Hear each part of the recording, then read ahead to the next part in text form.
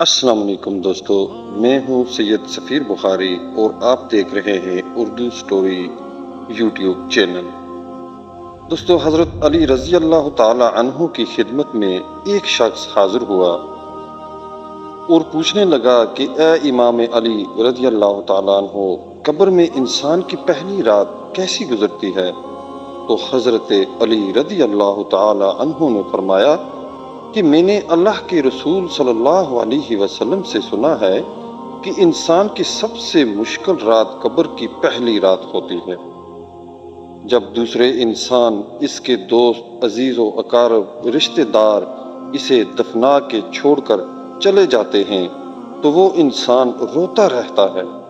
ہر ایک دوست اس کے پاس آتا ہے اور اسے روکنے کی کوشش کرتا ہے کہ مجھے چھوڑ کر نہ جاؤ، لیکن افسوس اس کی آواز کوئی نہیں سن سکتا۔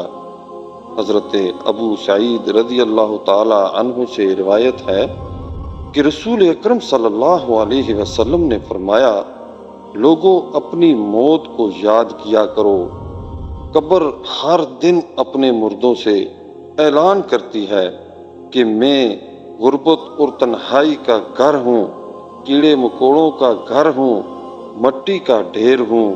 جب مومن کو دفن کیا جاتا ہے تو قبر اسے مرحبا کہہ کر خوشخبری دیتی ہے کہ میری پشت پر چلنے والوں میں سے تو بڑا محبوب تھا، آج میں تیری ہو گئی اور تو میرے پاس آ گیا، آج میرا احسان دیکھ۔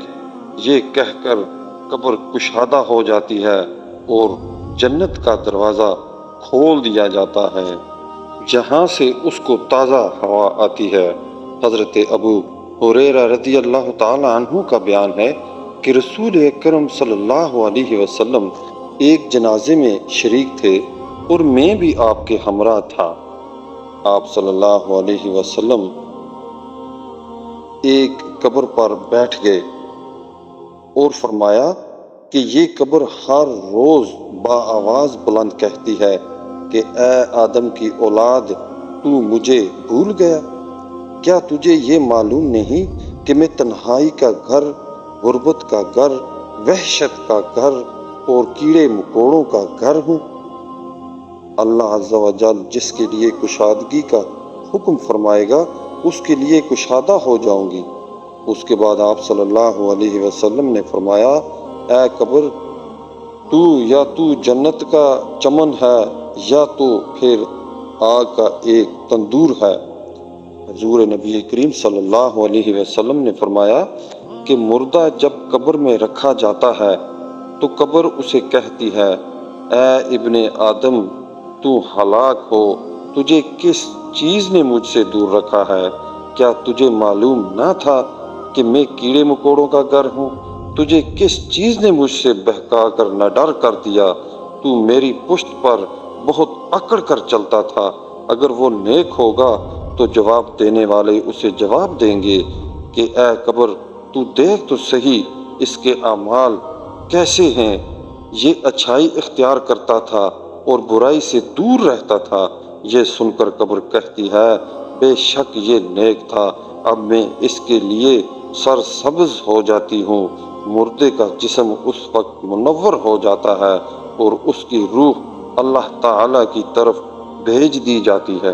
حضور اکرم صلی اللہ علیہ وسلم نے فرمایا کہ مردہ قبر میں سنتا ہے اور ان لوگوں کے گھروں کی آواز بھی سنتا ہے جو اس کے ساتھ جنازے میں گئے ہوں۔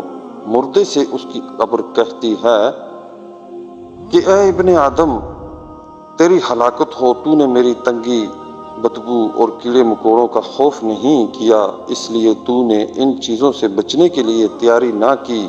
بدعمال مردے سے قبر کہتی ہے کہ تو نے میری تاریکی میں وحشت، میری تنہائی اور تنگی، میرا غم تجھے یاد نہیں رہا۔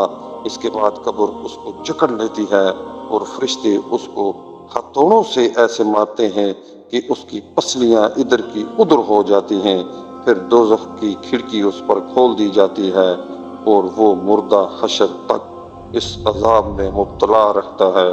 استغفر اللہ، استغفر اللہ، اور وہ مردہ حشر تک اس عذاب میں مبتلا رہتا ہے۔ مرنے کے بعد ہر مردے کو صبح اور شام کو اس کا ٹھکانہ دکھایا جاتا ہے۔ فرشتے جنتی کو جنت دکھا کر خوشخبری دیتے ہیں اور دوزخی کو دوزخ دکھا کر اس کی حسرت اڑاتے ہیں۔